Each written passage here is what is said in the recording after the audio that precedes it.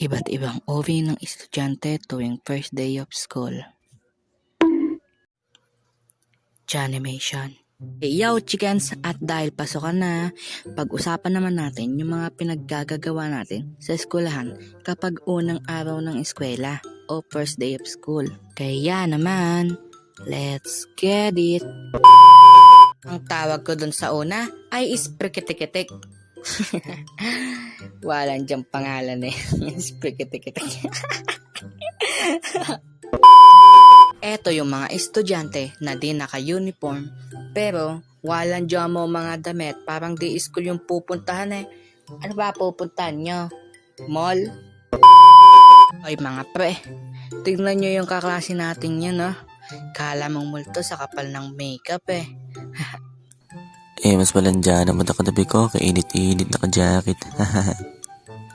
Parang di sa school ang sadya ng mga tao eh. Saan man? Saan pa ba? Di sa mall. Pangalawa naman ay tinatawag kong sleepers. Hindi yung chinelas yung ibig kong sabihin na, kundi yung mga estudyante na inaantok sa unang araw ng klase. Tulad nito. Hoy pre, parang inaantok ka ata. Oo pre, nagpuwet ako kagabi. Di ko alam na ngayon pala yung first day of school natin. First day, inaantok.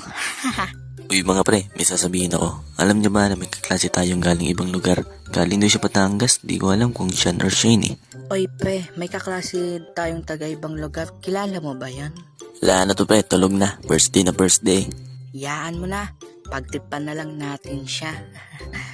Sige. Sama naman ako dyan.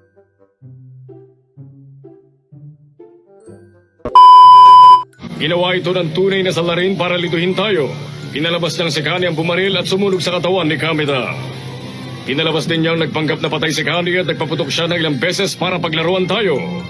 Pinalabas niyang pinaril ni Kani ang dati niyang kasamahang si Guchiray.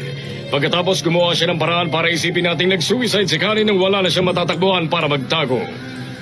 Hinayaan niya ring isipin natin na si Kani at Sai Socano ay isang tao lang. Tulog pa. Yan tuloy na pala.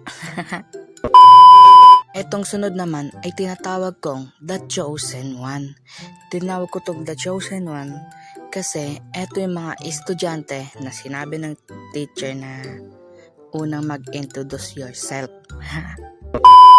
Okay class, at dahil di ko pa kayo kilala, magpakilala na kayo, at dahil nauunan lagi ang nasa unahan, dun tayo sa likod magsisimula. Ay gag, stick ako una.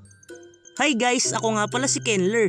12 taong gulang at naniniwala sa kasabihan na walang imposible sa matalino kong katabi. Lah. Kung may inaantok sa unang araw ng klase, meron ding late. Potek, malilate na ako. Ba't kasi nagpagas pa yung tricycle driver? Tas mapapaya ka pa pag ibang classroom yung napasukan mo. Teka, nasan si J. Cloud? Kala ko magkakaklase kami. Pre, absent ba si Jan? Wala pa kasi. Okay, class. Ma'am, sorry, I'm late. Please come in. Etong batang to, first day, late. Ba't ka na late pre? Ibang classroom yung napasukan ko, pre.